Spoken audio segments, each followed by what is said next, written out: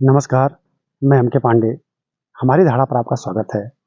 आज हम अपने इस वीडियो के माध्यम से आपके समक्ष रामायणकालीन ऋषि वशिष्ठ और ऋषि विश्वामित्र के संदर्भ में कुछ बातें रखने जा रहे हैं। ऋषि वशिष्ठ और ऋषि विश्वामित्र में मतभेद था, इसमें कोई दोहरा नहीं है। ऋग्वेद में वर्णित जो दासराज युद्ध हुआ था भरत जन और 10 जनों के बीच में, वो इन्हीं के मतभेद का परिणाम था। ऋग्वेद में वर्णन मिलता है कि जो उस समय सबसे प्रतापी वंश था भरत जन के पुरोहित उस समय विश्वामित्र हुआ करते थे। अब कुछ मतभेद हुआ होगा कि भरत जन ने विश्वामित्र को पुरोहित पद से एक तरफ से हटा दिया, उनको पदच्युत कर दिया और उनकी जगह पर ऋषि वशिष्ठ को अपना पुरोहित बनाया।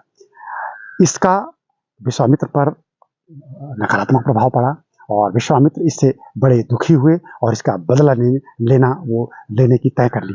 अब उस बदले के भाव में उन्होंने 10 जनों का एक गुट बनाया। फिर भरत जन और 10 जनों के बीच में एक बहुत बड़ा संग्राम हुआ। भारत के इतिहास में ऐतिहासिक दृष्टि से इसी युद्ध को पहला परमाणिक युद्ध माना भी जाता है। ऋग्वेद में इसका वर्णन मिलता है। इसको दासराज युद्ध के नाम से जाना जाता है। इस युद्ध में भरत जन विजयी हुआ और उसी भरत जन के नाम पर आगे भारत का नाम, इस देश का नाम भारत पड़ा, क्योंकि उसका मान आगे बढ़ गया। तो एक तरफ से ऋग्वेद में ऋषि वशिष्ठ और विश्वामित्र का नाम आता है। अब रामायण में भी है। रामायण में कौन नहीं जानता है कि ऋषि वशिष्ठ भगवान राम के गुरु थे, या एक तरफ से ऐसे कहेंगे राजा दशरथ के पुरोहित थे, और विश्वामित्र भी गुरु से कम नहीं थे, गुरु तुल्य थे, गुरु ही थे।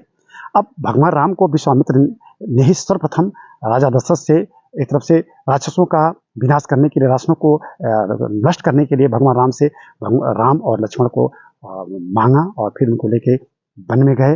वन में भगवान राम और लक्ष्मण ने राक्षसों का संहार किया। फिर वो मिथिला में सीता स्वयंवर में भी गए। तो विश्वामित्र का भी बहुत अधिक स्थान है।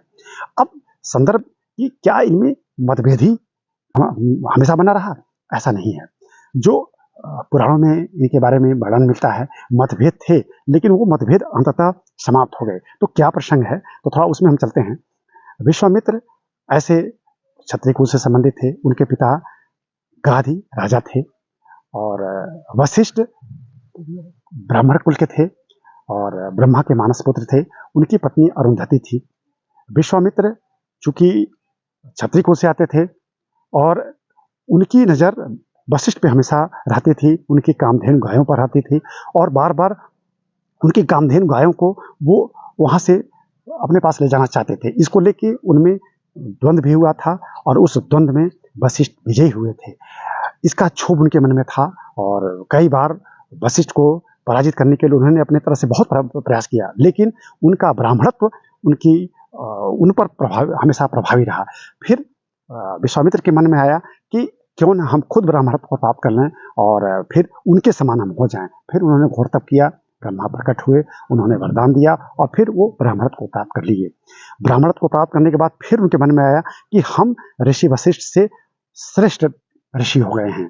तो कौन श्रेष्ठ कौन नहीं, इस पर भी बात छिड़ गया।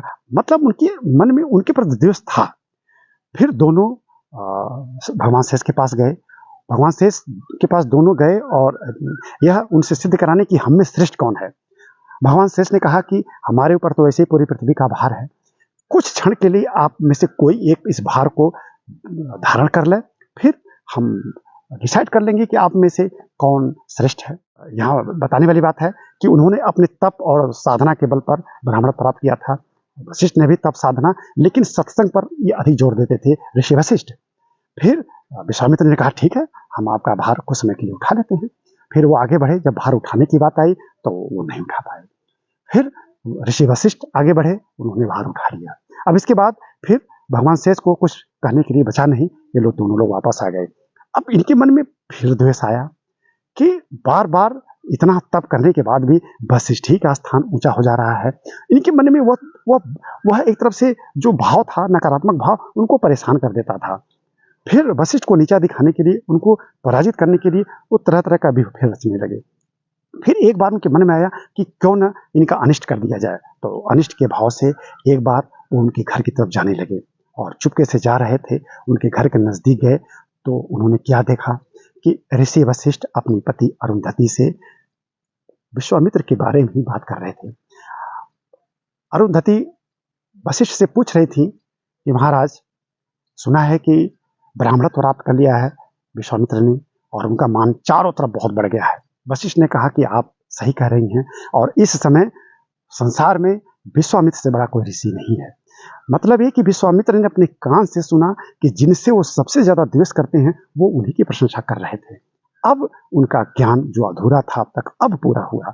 इसके बाद उनका हृदय एकदम कोमल हो गया, वो सरल हो गए, फिर उनके सामने प्रकट हुए, फिर उन्होंने सारी बात बताई, फिर एक दूसरे के लोग गले मिले और तब से वो परम हितैषी नहीं परम मित्र हो गए। इस पूरे प्रकरण से कम हम बहुत प्रभावित होते हैं और हमने इस प्रकरण को इसलिए रखा। इस प्रकरण को रखने के बाद एक बात तो स्पष्ट हो जाती है कि हमारी विद्वत्ता, हमारा ज्ञान तब परिपूर्ण हो जाता है जब हमारा हृदय मलिन न रहे, हमारे हृदय में किसी तरह का द्वेष न रहे और तब हम अपने को परिपूर्ण माने। तो यह प्रसंग पढ़ने पे मुझे बार बार लगता था कि यह वीडियो आपके समक्ष प्रस्तुत किया जाए और मुझे लगता है कि आपको यह वीडियो जरूर पसंद आएगा। ठीक है, प्रस्तुति हो सकती है थोड़ी कमजोर हो, लेकिन जो इसमें गहराई है वो बहुत अधिक है और हम चाहेंगे कि आप इस वीडियो को जरूर देखें। हमारे चैनल को सब्सक्राइब कर लें, इस वीडियो को लाइक और शेयर जरूर करें। धन्यवाद।